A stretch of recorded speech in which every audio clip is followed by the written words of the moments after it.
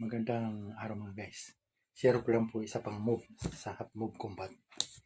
Ang half move combat po mga guys ay sandang kalang pagitan para mabilis. Ganito po yun. Pagka kayo susuntok, pag sumuntok kayong ganyan, gumaganyan pa lang sumusunod na yung isa. Sumusuntok kayo, sumusunod na yung isa. Para masira ang focus ng kalaban. Susuntok, sumusunod na yung isa.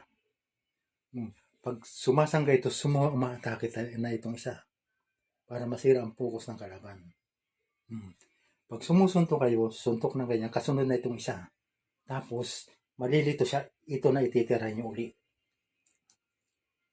Pag sumangga kayo dito, tumitira na ito para masira ang kanyang focus.